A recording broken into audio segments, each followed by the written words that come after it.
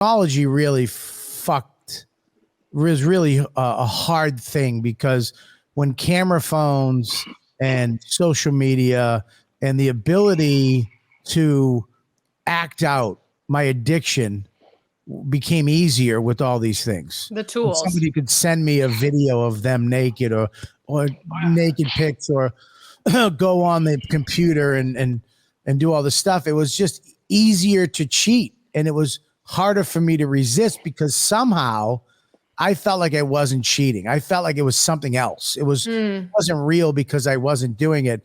And she found out all this stuff in all one fell swoop. And I got the same thing. And how long ago, first of all, how long ago was it? How long have you been clean or away from it? And also, what was that moment inside of you? Because I remember when she asked me, my wife said, if my girlfriend at the time said, if either you change or I go. And I said, I didn't say yes. I said, can I have a couple days? Because I know me. I'll say yes. I'll tell you what you want to hear. I am a master manipulator. I know how to do this. I said, I need to make sure I'm real about this. And I actually took a couple days and talked to my friends and finally every friend of mine was like, you're a piece of shit. Just go be a piece of shit. Leave her, let her go. Be you. You're garbage. Be you. And there was only one friend who said, try to get help. Try to get help. Treat it like the program. And if you can't do it in 8 months, you can let her go. But at least you tried. If you don't try, you'll regret it for the rest of your life. And I did try. And now of course, 17 years later, we're a house and a beautiful son and stuff like that. And I love my wife. And I cry all the time too, dude. You're crying right now, and I'm a sympathetic crier. But dude, I'll be looking at my wife in the living room, and I'll just start crying. And she's like, why? I'm like, I fucking love you. You know what I mean? It's just when you suppress those feelings for so long, you learn how to cut them off. When you reconnect those chords, it's overwhelming. So when was that? How long have you been like sober or clean off of this, your addiction? And what was that moment? Well, my addiction is really, I need that attention. My addiction is seeking other women and probably steroids. And so the day she left, I stopped talking to everybody, because as much as I was talking about how big I was and I can have anybody I want and you can leave, when it came right down to it, I didn't want them. The woman I wanted was right there in front of me the entire time. Right. So when she left, man, it was that moment. Wow. That was it. I was done. The day she left, I even called my buddy that was in the club and I said, hey, I can't hang out. I can't ride with the guys anymore. I was getting ready to prospect for a well-known MC club, and I had to back out. And I lost a lot of them. A lot of them were really pissed. They were really pissed about this. But some of them were really cool about it. And they said, hey, don't ever let anything come between you and your wife. Right. I had one of my brothers even tell me, I knew this was going to happen because you were out there fucking around all the time. Yeah. And I was kind of shocked by that, because I thought, we're a motorcycle club. This is what we do. We drink, we chase women. This is what my idea was. So, so it's been, I haven't counted the days, but I know I'm coming up on 7 months of not talking to other women. That's good. I've got a sponsor, so I work my steps, and I know when I have those days, I reach out to my sponsor. If not, I reach out to people from the church. It's gotten to the point where me and my wife, because my wife has 5 years sober, she's a recovering alcoholic. Right. So now we're to the point where we can talk about our steps. I can come to her and tell her I'm working step 4. Right. And it's hard. I'm like, oh my God, I feel so bad about myself because I have to look at myself and take that inventory. And so we can talk about that. We have that that in common. Right. So when I'm having a bad day, I'll tell her, and she'll get out a daily scripture or a devotional that she has from her AA books, and she'll read those to me, and we'll go through this together. Wow. Right. So it's it's been an amazing journey.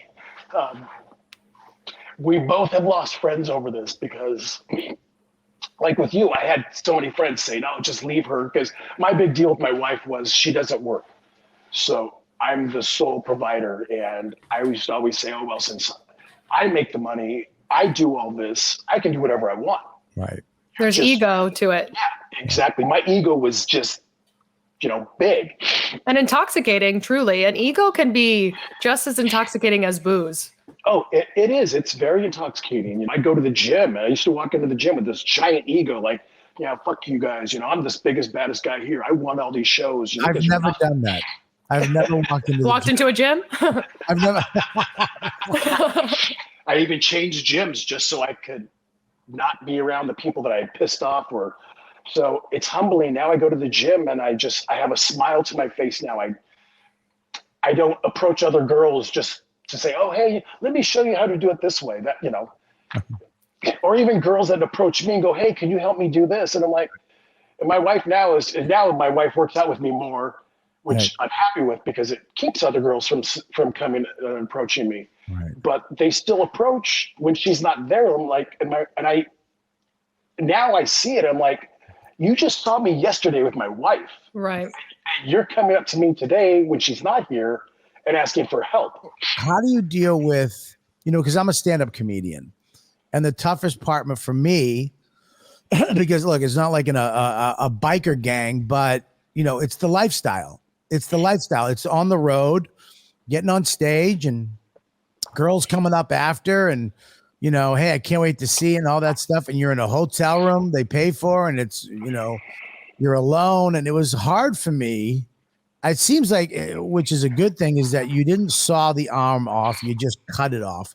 You left the thing, and porn. I had to stop watching porn because porn was fucking getting me fucking going again. I was like, I want to go do some weird shit in a hallway somewhere. You know what I mean? It was hard for me to be alone. And not, and you say she comes back on weekends, but how do you deal with that now? When I have those days when something's, just like you, when I have those bad days, man, I look for a meeting. Meetings save me. It's those meetings, and I am too easily tempted. Yeah. And so I need these meetings. So yeah, when I'm alone, I'm usually reading through my SLA books. I'm talking to my sponsor. I'm much closer to my family now, my kids and my mom. I've reconnected with my brother. So we talk. So that's replaced the going out and riding with the club all the time or going out to bars and hanging out at bars, which was really tough because for a while I was like, it's Friday night and I'm sitting home doing laundry. Usually Friday right. night I was out somewhere riding somewhere, drinking and chasing women, right. and so now it's, I'm home on the weekdays and I'm at night when I get home, I'm cleaning. But yeah, it's still an adjustment to not being out doing all this stuff and not getting ready to compete because that was the other thing my wife said. I'm done with the competing. I'm done with all the steroids. I'm done with all the attitudes and all this stuff. She said, if you want to continue to compete, go on, do it, but I can't be part of it. So that was another big adjustment, was to give up my competition because I do enjoy it. I enjoy it, but all the side effects that come with it, all the steroids you have to do, all the eating and everything, it's so time consuming and it's so self-centered. It was a big adjustment, but I'm actually getting used to it. I'm getting used to enjoying pizza or a burger. Yes. Me too. We know. Or just, like for me, the biggest thing is I love to watch hockey, but when I'm prepping to compete, TV's not part of my life. So this year I've been able to actually sit down and watch every single Ducks game and watch a game or go to games and right.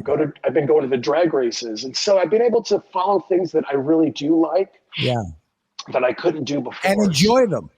And actually enjoy them. And feel it. Actually, you're actually feeling these things. And it sounds like to me that you have a life. Yeah, and that's what it is. I thought I thought my life was Rick being a bodybuilder, Rick being a motorcycle, Rick being a biker. And now I can just find out that I'm pretty good at being just Rick the husband, Rick the dad. Right. Rick, I'm pretty good at being just Rick. I don't have to be. Right. I always thought if I wasn't a bodybuilder, I would lose my identity. Who is Rick now? And Right. it still is. It's a little bit of adjustment because I'm like, what do I do? You know, I'm actually, you know, I'm more involved in my job now, which is a big deal because, you know, I love my job. So it's enhanced my life in other areas, which is it's becoming better and better every single day.